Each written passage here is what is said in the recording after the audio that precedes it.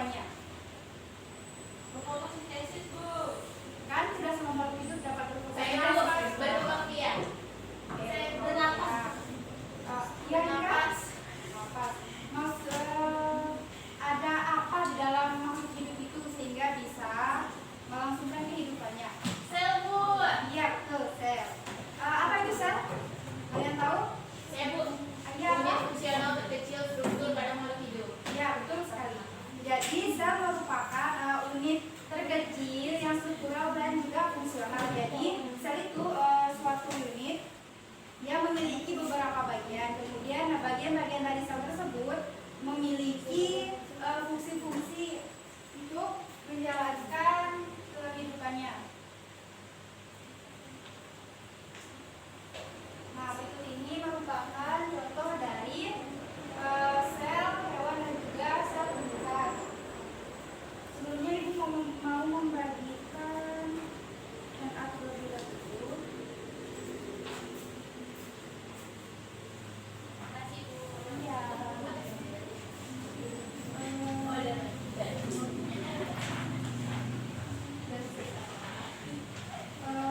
Sel itu merupakan penyusun dari kehidupan. Jadi sel itu disusun oleh beberapa komponen, yaitu komponen anorganik dan juga organik. Untuk komponen anorganik itu seperti air, garam-garam mineral, dan juga ada gas yang lainnya seperti oksigen, karbon dioksida, dan yang lainnya. Kemudian untuk komponen yang organik itu seperti karbohidrat, protein, lemak, dan juga asam nukleat. Kemudian sel itu dibagi menjadi dua kelompok, yaitu sel prokariot atau sel yang tidak memiliki membran inti dan juga sel eukariot yang memiliki membran inti sel. Kemudian sel itu memiliki beberapa bagian. Misalnya pada yang seperti yang digambar, ini kan ada sel hewan dan juga sel tumbuhan. Nah, ini merupakan bagian-bagian dari sel. Yang ini merupakan sel tumbuhan. Ini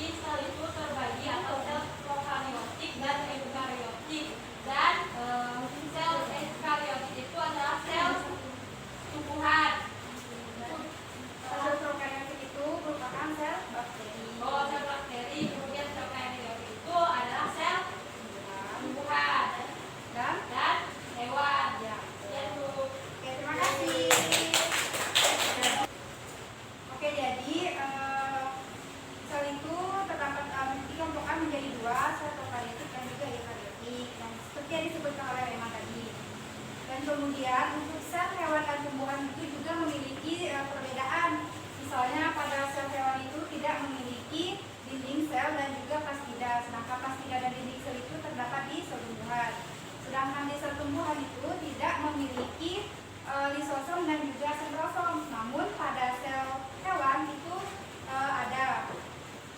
Oke, sekian pembelajaran kita hari ini. Jangan lupa materinya dibaca lagi di rumah ya. Ya, Bu. Minggu depan Ibu akan tanya satu-satu. Ya, Bu. Oke, sekian pembelajaran kita pada hari ini. Kurang lebihnya Ibu mohon maaf. Wassalamualaikum warahmatullahi wabarakatuh.